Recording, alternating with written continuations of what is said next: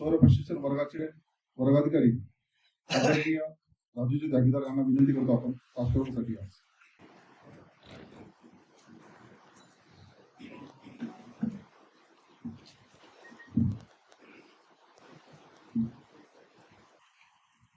बजरंग दलाच्या देवगिरी प्रांताच्या शौर्य प्रशिक्षण वर्गाच्या समारोप प्रसंगी व्यासपीठावर उपस्थित असलेले हरिभक्त परायण पूजनीय भरत महाराजजी भिंगोलीकर,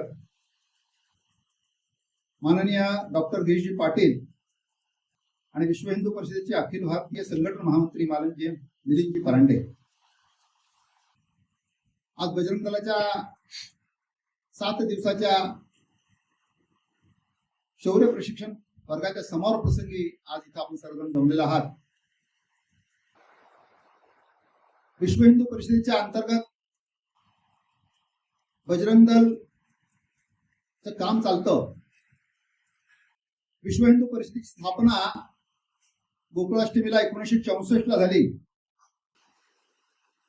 राष्ट्रीय स्वयंसेवक संघाचे द्वितीय सरसंघचालक पूजनीय गोळगुगर गुरुजी, पूज्य संत तुकडोजी महाराज मास्टर तारासिंग दलाई लामा, मुनी सुशील कुमारजी यांच्यासह विविध पंथोपपंथाचे धर्माचार्य त्यावेळेला उपस्थित होते. आणि या विश्व हिंदू परिषदेच्या स्थापनेनंतर बरोबर 20 वर्षांनी 8 ऑक्टोबर 1984 ला बजरंग दलाची स्थापना झाली.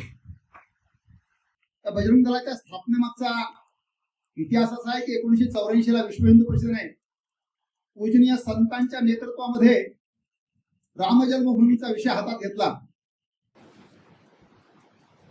आणि जेव्हा राम जानकी रथयात्रा देशभर काढायच्या होत्या, तेव्हा त्या राम जानकी रथयात्रेच्या संरक्षणासाठी तरुणांची आवश्यकता होती. कारण बाबरी टीम त्या सगळ्या विषयाला छेद देण्यासाठी त्यांनी आवाहन केलं होतं. आणि म्हणून देशभरातल्या तरुणांना पूजनीय संतांनी विश्व हिंदू परिषदेने आवाहन केलं आणि मोठ्या संख्येमध्ये अयोध्येमध्ये तरुण जमा झाले. आणि राम जानकी रथयात्रा अत्यंत उत्तम पद्धतीने देशभर निघाल्या. 1992 ला ढाचा पडला आणि त्यानंतर असं लक्षात आलं की ही जी तरुण मंडळी आपल्यासोबत जमा झालेली आहे, या तरुणांचं एक संघटन आपण केलं पाहिजे. आणि म्हणून बजरंग दलाची स्थापना झाली. सेवा, सुरक्षा आणि संस्कार या मार्गदर्शक तत्वानुसार बजरंग दलाचे काम चालते. आजच्या या 42 वर्षाच्या संघटनात्मक जीवनामध्ये बजरंग दलाने अनेक कामे केलेली आहेत. 1996 पासून आतापर्यंत जवळपास 90 लाखाच्या वर गोवंश वाचवलाय. लव जिहादच्या माध्यमातून अनेक मुलींना परत आणण्याचं काम बजरंग दलाने केलेलं आहे. नव्हे त्या ठिकाणी मुलींना लव जिहाद पासून थांबवलेलं आहे. संपूर्ण प्रांतामध्ये, संपूर्ण देशामध्ये 42 प्रांतात अशा पद्धतीचा हा बजरंग दलाचा वर्ग चालतो. आणि देवगिरी प्रांताच्या बजरंग दलाचा शौर्य प्रशिक्षण वर्ग लातूरच्या या जनकल्याण विद्यालयामध्ये हरणमुळच्या निसर्गरम्य वातावरणामध्ये दिनांक 8 तारखेला सुरू झाला. आणि आपण पाहतोय की या वर्गामध्ये अत्यंत उत्तम पद्धतीनं सगळ्या गोष्टी चालू आहेत. सकाळी 4:30 पासून 10:30 पर्यंत पूर्णपणे वेळापत्रक ठरलेलं आहे. कदाचित ही तरुण मंडळी लवकर उठत नसतील, पण या ठिकाणी मात्र एका शिफ्टीवर बरोबर 4:30 वाजता उठणारी तरुण मंडळी आहे.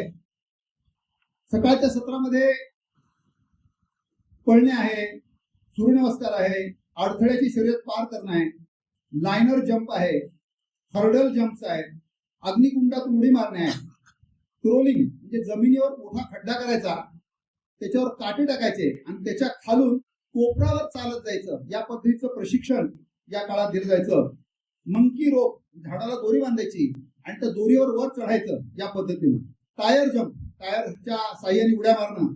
त्याच्यानंतर पाण्यातून क्रोलिंग म्हणजे मोठा लांब लचक खड्डा, त्यात पाणी टाकायचं, पाण्यामधून हातावर जाणे किंवा तोंड मध्ये बुडवणं, श्वास रोखून धरणं, अशा पद्धतीचा सगळा वेश आहे. त्याच्यामध्ये एअरगनच्या माध्यमातून लक्ष्यभेद देखील शिकवला जातो आणि दंडभेद, युद्ध अशा पद्धतीनं तरुणांना एकूण परिपूर्ण करण्याच्या दृष्टिकोनातून हा वर्ग असतो. सायंकाळच्या सत्रामध्ये प्रामुख्याने समता आहे, जोर बैठका आहेत, विविध प्रकारचे खेळ आहेत, ज्याच्यामध्ये कबड्डी आहे, खो खो आहे, मल्लखांब आहे, या सगळ्या पद्धतीचे खेळ खेळले जातात. आणि दुपारच्या सत्रामध्ये बौद्धिक हा विषय प्रामुख्याने घेतला जातो. याच्यामध्ये भारताच्या पराक्रमाचा इतिहास आहे, त्याच्यानंतर भारताचा गौरवशाली इतिहास आहे, हिंदू धर्म संस्कृतीच्या विशेषता काय आहेत, असे अनेक विषय घेऊन मान्यवरांचे बौद्धिक वर्ग या एकूण 7 दिवसामध्ये झालेले आहे. त्याच्यानंतर कृतीसत्र घेतली जातात. प्रामुख्याने बजरंग दल म्हणले की आंदोलन येतं, मग ते आंदोलन कसं करावं, आंदोलन कशा पद्धतीनं त्याचं नियोजन केलं पाहिजे, पोलिसांशी कसा सामना केला पाहिजे, या सगळ्या विषयाचं प्रॅक्टिकल नॉलेज या विषयामध्ये दिलं जातं. त्यानंतर पोलिसाची कायदा काय नेमका, सावधानी काय बाळगायची आहे, त्याच्यानंतर आपला जो काही एकूण विषय आहे त्याच्यामध्ये प्रचार प्रसार, प्रसिद्धी, print media, electronic media, social media, असे सगळ्या प्रकारचे मीडिया त्या माध्यमातून आपली प्रचार प्रसिद्धी कशी होईल, त्याचं निमंत्रण कसं द्यायचं, पत्रकारांची प्रेस कॉन्फरन्स कशी घ्यायची, अशा सगळे विषय घेऊन या विषयामध्ये कार्यक्रम केले जातात. आणि संध्याकाळी शाखा संपल्यानंतर साप्ताहिक मिलन आपापल्या ठिकाणी कसं घ्यावं, ज्याच्यामध्ये हनुमान चालीसा आहे, विजयी महामंत्र आहे, एकात्मता स्तोत्र आहे, भारत मातेची आरती आहे, असे सगळे विषय घेऊन ही बजरंग दलामध्ये आलेले देवगिरी प्रांतातल्या तरुणांना तयार केलं जातं. विश्व हिंदू परिषदेच्या अंतर्गत जसं बजरंग दलाचं हे प्रशिक्षण वर्ग इथे चालू आहे, तसं पूर्ण देशभर विश्व हिंदू परिषदेच्या माध्यमातून परिषद शिक्षा वर्ग आणि अशाच पद्धतीनं तरुणींसाठी दुर्गा वाहिनीचे वर्ग पूर्ण देशभर चालू आहेत. मला असं वाटतं की या एकूणच विषयामध्ये बजरंग दलाच्या कार्यामध्ये दरवर्षी हा विषय होत असतो आणि पूर्ण देशभरामध्ये साधारणपणे 7 ते 8,000 तरुण या माध्यमातून प्रशिक्षण होत जात असतात. माझ्या दृष्टीने एवढंच वक्तव्य पुरेसं आहे. जय श्रीराम.